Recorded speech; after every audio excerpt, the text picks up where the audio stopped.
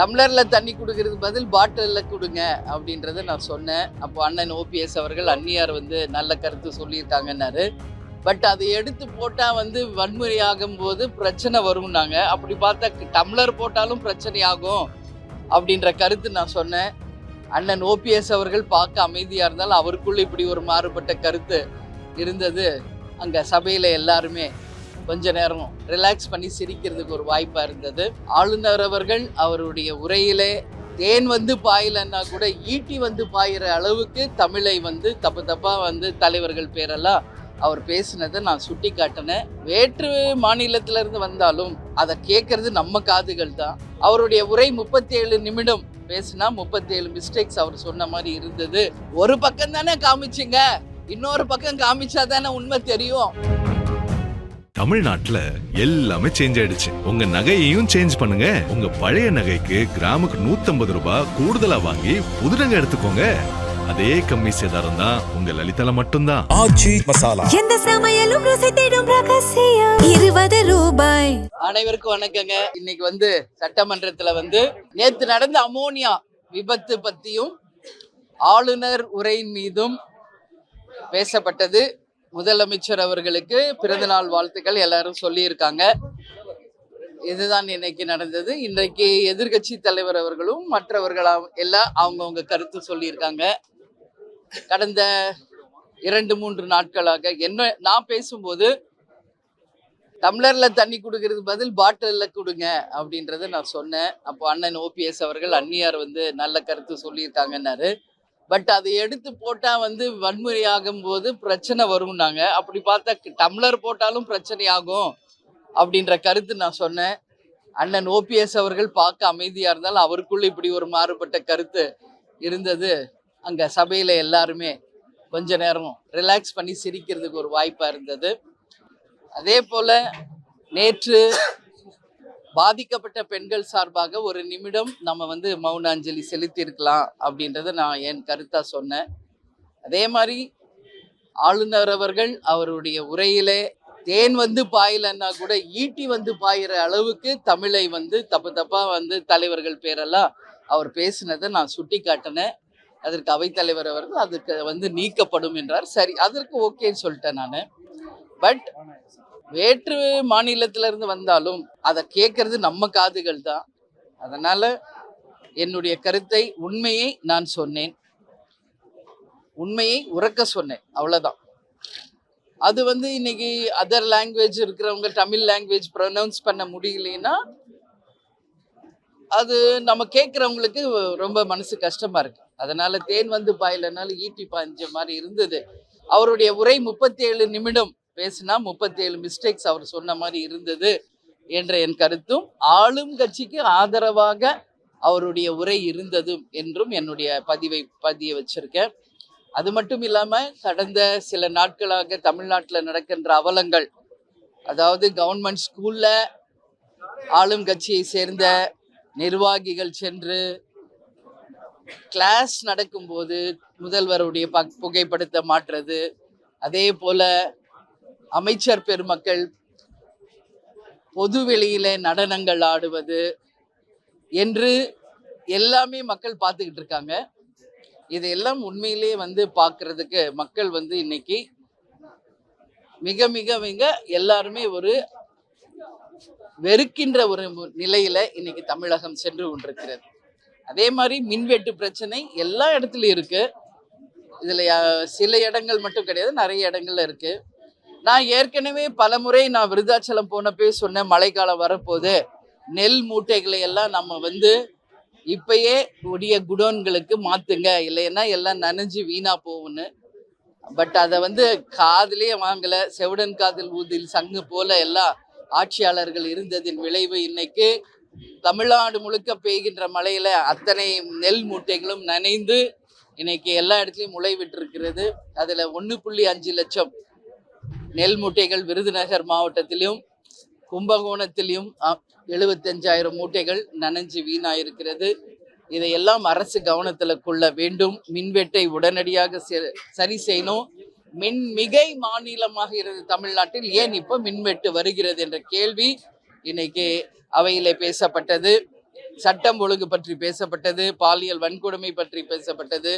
இது போன்ற பல்வேறு விஷயங்கள் இன்னைக்கு அங்க பேசப்பட்டது. ஆட்சியாளர்கள் ஏற்கனவே குழந்தைகளையும் மூளை செலவு செய்து, பள்ளி மாணவ மாணவிகளை மூளை செலவு செய்து ஆட்சிக்கு வந்ததா ஒரு கருத்து இருக்கு. அப்படி இருக்கும் பட்சத்தில் இந்த ஆட்சி ரொம்ப கவனமா இருக்கணும். அப்படி இருக்கிறப்போ, கிளாஸ் நடக்கிறப்போ ஸ்கூல்ல போய் பிள்ளைகள் கிட்ட பாடல்களை பாடுவதும் டான்ஸ் ஆடுவதும் நிச்சயமாக கண்டிக்கக்கூடிய ஒரு விஷயம். அமைச்சர் பெருமக்களும் பொதுவெளியில், இன்றைக்கு அவங்கெல்லாம் அமைச்சர்கள், பொதுவெளியில நிச்சயமாக ஒரு கண்ணியத்தை கடைபிடிக்கணும் என்பதான் மக்கள் எதிர்பார்க்குறாங்க. ஸோ இது எல்லாமே இன்னைக்கு விவாதமாக அங்க பேசப்பட்டது என்பதை தெரிவித்துக் கொள்கிறேன். நாளைக்கு சிஎமோட பதிலுரை எந்த அளவுக்கு? ஆமா, இன்னைக்கு கன்னி பேச்சாக என்னுடைய தொகுதியை பற்றி நான் பேசினேன். அப்போ அவைத்தலைவர் சொல்லிட்டாரு, நீங்க எல்லாமே ஒரு குறிப்பாக என்கிட்ட கொடுத்துருங்க, அதை நாங்க அவையிலேயே நான் எடுத்துக்கொண்டு தீர்மானமாக நிறைவேற்றி அதை நாங்க பரிசீலனை செய்வோம். ஸோ எல்லா பாயிண்ட்டையும் நீங்க சொல்ல தேவையில்லைன்னு சொன்னாரு. அவர் கருத்தை நான் ஏற்றுக்கொண்டு என்னுடைய டைமை நான் மற்றவர்களுக்கு டைமை நான் எடுக்கக்கூடாது என்றதுனால ஒரு 3 பாயிண்ட் மட்டும் நான் சொல்லியிருக்கேன். மீதி ஒரு லெட்டர் ஃபார்ம்ல அவர்கிட்ட அதை நான் கொடுக்க இருக்கிறேன். அதுல முதல் விஷயம் விருதாச்சலத்தை தனி மாவட்டமாக அறிவிக்க வேண்டும் என்ற கோரிக்கையும், அதே மாதிரி விவசாயிகள் சார்ந்த அந்த பூமியில விவசாயிகளுக்கு முழு கடன் தள்ளுபடி செய்ய வேண்டும் என்பதும், அதே போல கோயில் மாநகர் விருதாச்சலம் ஒரு கோயில் மாநகர் ஆகை சுற்றுலாத்துறை மூலம் அதை ஆன்மீக சுற்றுலாவாக மாற்ற வேண்டும் என்றும், அதே மாதிரி பீங்கான் தொழிற்சாலை இன்னைக்கு தமிழ்நாட்டில் பார்த்தோம்னா விருதாச்சலம் மட்டும்தான் இருக்கு, வேற எங்கேயும் கிடையாது. அதுக்கான கல்லூரியும் அங்கதான் இருக்கு. ஸோ அதை மேன்மைப்படுத்தி வேலை வாய்ப்புக்கும் எக்ஸ்போர்ட்டுக்கும் அதை நீங்க ஊக்குவிக்க வேண்டும் என்றும், இது போன்ற நிறைய பாயிண்ட், அதாவது மோர் தென் 10 பாயிண்ட்ஸ் இதுல இருக்கு. இதை எல்லாமே அவைத்தலைவரிடத்துல நான் ஒப்படைக்க இருக்கேன். அதை தான் அவர் சொன்னாரு. அவைத்தலைவர் என்ன சொன்னார்னா, இதை நீங்க என்கிட்ட ஒப்படைச்சிருங்க, அதை நான் பார்த்து குறிப்பெடுத்துக்கிறேன். இதுல விருதாச்சலம் தொகுதிக்கு வேண்டிய எல்லா 10 பாயிண்ட் இதுல இருக்கு. நான் ரொம்ப டைம் எடுத்துக்க கூடாதுன்றதுனால 3 பாயிண்ட்டை மட்டும் சொல்லிட்டு இதை அவைத்தலைவரிடம் இப்ப கொடுக்க இருக்கிறோம் என்பதையும் இப்ப தெரிவித்துக் கொள்கிறேன். இது போல என்னை விருதாச்சலம் தொகுதியில வெற்றி பெற செய்த 2006 கேப்டன் வெற்றி பெற்றார். அந்த வரலாறு 2026 மீண்டும் திரும்பி இருக்கிறது. ஸோ எங்கள் கட்சியின் தலைவர் கேப்டன் அவர்களுக்கும் என்னுடைய விருதாச்சலம் தொகுதி மக்களுக்கும் அந்த சிறப்புமிக்க கோவிலான விருதகிரீஸ்வரர் அவர்களுக்கும் இந்த நேரத்தில் என் நன்றிகளை தெரிவித்துக் கொள்கிறேன். அந்த மக்களுக்கு நான் உண்மையாகவும் நேர்மையாகவும் சொன்ன வாக்குறுதிகளை நிறைவேற்றுவேன் என்றும் அவையில் நான் சொல்லியிருக்கிறேன். ஸோ இது போன்ற ஒரு விஷயங்களை நாங்கள் பேசியிருக்கோம். ஆமாங்க, இல்லை எல்லாருடைய எதிர்பார்ப்பு, என்னுடைய எதிர்பார்ப்பு மட்டும் கிடையாது, ஒட்டுமொத்த தமிழகமே இன்னைக்கு அவருடைய பதிலுரையில இவ்வளோ நாள் நம்ம பேசினது அத்தனைக்குமான ஒரு பதிலுரையை எதிர்பார்க்கிறோம். நிச்சயமாக முதலமைச்சர் அவர்கள் அதற்கான தெளிவான பதில் கொடுப்பார் என்று எதிர்பார்க்கிறேன்.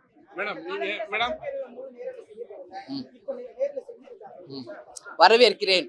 கேப்டனுடைய கனவு நிஜமாயிருக்கிறது. இதை முதலில் சபையிலேயே குரல் எழுப்பியது கேப்டன் தான். ஒரு பக்கம் தானே காமிச்சிங்க, இன்னொரு பக்கம் காமிச்சா தானே உண்மை தெரியும் அப்படின்னு இதை பற்றி பேசியவர் கேப்டன் அவர்கள். அது இன்றைக்கு உண்மையாக இருக்கிறது. நேரலையில் சட்டசபை நிகழ்வுகள் ஒட்டுமொத்த தமிழக மக்கள் பார்ப்பதற்கு ஏதுவாக இருக்கும் இந்த அரசை நான் வரவேற்கிறேன், பாராட்டுகிறேன். ஏன்னா மக்கள் வரி பணத்துல தான் இங்க சட்டசபை நடக்குது. அப்போ மக்கள் பார்க்கணும் கண்டிப்பா என்ன நடக்குதுன்றத. ஏன்னா 234 எம்எல்ஏஸ் தமிழ்நாட்டை சேர்ந்தவங்க தான். அப்போ அந்த தொகுதி மக்களுக்கு நம்ம எம்எல்ஏ என்ன பேசுறாருன்னு தெரியணும். ஸோ நேரலையில் இன்றைய முதல் கண்டிப்பாக அது வரும் என்று சொன்ன ஆளும் கட்சி தாவேகாக்கு, முதலமைச்சருக்கு நான் இந்த நேரத்தில் நன்றிகளை சொல்ல கடமைப்பட்டிருக்கிறேன். மேடம், நீங்க ஒவ்வொரு முறையுமே எல்லாத்தையும் வலியுறுத்துங்க, டைம் வேஸ்ட் பண்றதை பொறுத்து. அதாவது சீனியர் எம்எல்ஏ அப்படித்தான் இருக்காங்க, ஜூனியர் அப்படியே தான் இருக்காங்க.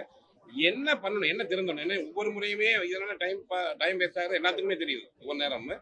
இதுக்கு சபாநாயகர் என்ன பண்ணணும், இல்லைன்னா ஒட்டுமொத்தமாக உங்களுக்கு மீண்டுமே பழைய எம்எல்ஏக்கு மீட்டிங் வைக்கணுமா, என்ன பண்ணணும்? அதுக்கு இல்லை, இன்னைக்கு நான் சபாநாயகரை தனியாக சந்திக்கிற ஒரு வாய்ப்பு கிடைத்தது. அப்போ அவரிடமே இதை நான் முறையிட்டு இருக்கிறேன். ஏன்னா ஒருத்தருக்கும், ஏன்னா 234 பேர் உள்ள உட்கார்ந்துருக்காங்க. அவங்கவுங்க தொகுதி சார்பா எல்லாரும் பேசணும். அதனால எல்லாருக்கும் அந்த வாய்ப்பு சமமாக கிடைக்க வேண்டும். ஒருத்தருக்கு 1 மணி நேரம், ஒருத்தருக்கு 1/2 மணி நேரம், ஒருத்தர் 20 நிமிஷம் அப்படி ஒதுக்குறதுனால நிறைய பேருக்கு வாய்ப்பு கிடைக்காம போகுது. இதை அவைத்தலைவர் அவர்கள் நிச்சயமாக குறிப்பெடுத்து எல்லாருக்கும் வாய்ப்பு தரணும் என்பதை அவைத்தலைவரிடமே இன்னைக்கு நான் வந்து சொல்லியிருக்கேன். நிச்சயமாக இனி வருங்காலத்துல அந்த டைம் வந்து குறிப்பிடப்பட்டு எல்லாருக்குமான வாய்ப்பு கிடைக்கும் என்று எதிர்பார்க்கிறேன். நன்றி நன்றி. தமிழ்நாட்டுல எல்லாமே சேஞ்ச் ஆயிடுச்சு. உங்க நகையையும் சேஞ்ச் பண்ணுங்க. உங்க பழைய நகைக்கு கிராமுக்கு 150 ரூபாய் கூடுதலா வாங்கி புது நகை எடுத்துக்கோங்க. அதே கம்மி சேதாரம் தான் உங்க லலிதால மட்டும்தான். எந்த சமையலும் ருசி தேடும் ரகசியம் 20 ரூபாய்.